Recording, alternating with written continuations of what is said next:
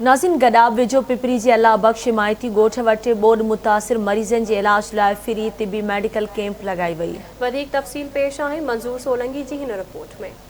जे अल्लाह बख्श हिमायती ॻोठ वेझो ख़ानगी स्कूल में shine humanity health care patient helping hands ऐं रसूल बख्श पलीजो फाउंडेशन तरफ़ां ॿोॾि मुतासिर मरीज़नि जे इलाज लाइ फ्री तिबी कैंप में दिल जिगर बुखार चमड़ी ऐं ॿियनि बीमारियुनि जे माहिर doctor Naila doctor Uzair PHH वसी डॉक्टर संदेश मरीज़नि की चिकास करे मुफ़्त दवाऊं फराहम कयूं। इन मौक़े ते सियासी समाजी अॻवाननि तोड़े डॉक्टरनि ॻाल्हाईंदे चयो त असां जेको आहे से ही मेडिकल कैंप लगायो आहे कि ऑर्गेनाइजेशन की सपोर्ट से जी असांजी तमाम घणी सपोर्ट कई आहे ऐं हीअ असां पहिरीं महमूदगढ़ में भी कैंप लगाए चुका आहियूं। हीअ असांजो ॿियो कैंप आहे जेको अॼु असां हिते लगायो आहे ऐं हिन में जेका आहिनि पेट जी बीमारियुनि जा स्किन जी बीमारियुनि जा मरीज़ जेका हिते तमामु घणा आहिनि ऐं सैलाब मुतासिरीन जे लाइ जेको आहे शाइन ह्यूमैनिटी की ऑर्गेनाइजेशन आहे जेकियूं तमामु घणियूं दवाऊं भी मरीज़नि खे ॾे पई। सैलाब ज़दगान के लिए और ज़्यादातर जो पेशेंट्स आ रहे हैं वो दिल की बीमारी के साथ आ रहे हैं और बुखार है दर्द है, इससे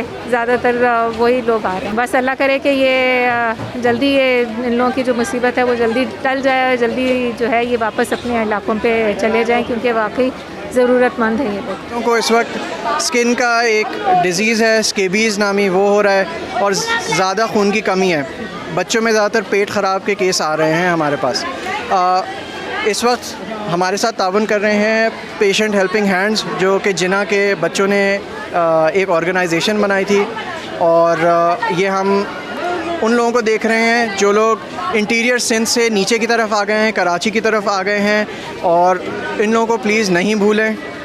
इंटीरियर सिंध में तो सब लेके जा रहे हैं दवा, लेकिन जो लोग नीचे की तरफ आ गए हैं, कराची की तरफ आ गए हैं, उनको ना भूलें। उन लोगों को ज़रूर कोशिश करें कि उन लोगों के लिए दवा या तिब्बी इमदाद जितना आपसे हो सके दें। सिंध मेडिकल यूनिवर्सिटी के हम लोग यहाँ पेशेंट्स हेल्पिंग हैंड की तरफ से हैं जो कि स्टूडेंट एंड ऑर्गेनाइजेशन है JSMU के स्टूडेंट्स की, और हमने यहाँ शाइन ह्यूमैनिटी के साथ कोलैबोरेट करा फॉर दिस मेडिकल कैंप जो कि हम इंटीरियर सिंध के जितने भी सैलाब ज़दगान हैं उनको उनके लिए अपनी कैपेसिटी में जितनी उनकी मदद कर सकते थे हम कर रहे हैं। ऑर्गेनाइजेशन आहे पेशेंट हेल्पिंग हैंड जेका मना डोनेशन वग़ैरह कराईंदी आहे, हर कंहिंखां मतिलबु ग़रीबनि जी मदद कंदी आहे। JPMC में भी असांजा हिकु वार्ड वग़ैरह आहिनि, उते असां हेल्प कंदा आहियूं, उते पेशेंट जी ड्रग्स वग़ैरह ॾींदा आहियूं। उते हिते असां आया आहियूं, हिननि खे मेडिसन ॾिनियूं अथव, असां हिते हिननि खे मदद करणु आया आहियूं, मेडिकल सहूलियतूं ॾियणु आया आहियूं।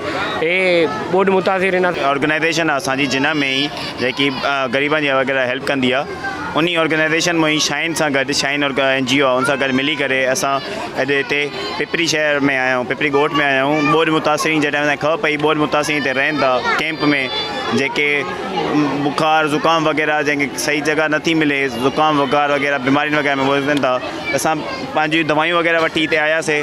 उन्हनि जे कैंप आयासीं, डॉक्टर्स असां 4-5 डॉक्टर्स आहियूं, ॿिया सॼा जिना सिंध मेडिकल यूनिवर्सिटी मां स्टूडेंट्स आहिनि जेके वॉलंटियर थी करे हिते इन्हनि जी हेल्प करणु आया। चयो त मुख़्तलिफ़ ज़िलनि खां आयल ॿोॾि मुतासिरनि जी हालत ज़ार आहे। कराची में तरसियल ॿोॾि मुतासिरनि लाइ तुर्तो पाव वठी तिबी सहूलियतूं फराहम कयूं वञनि त जीअं बीमारियुनि ते ज़ाब्तो आणे सघिजे ऐं सूरत हाल खे मुंहुं ॾेई सघिजे। कैमरामैन अब्दुल लतीफ़ उगियो सां गॾु मंज़ूर सोलंगी, आवाज़ TV।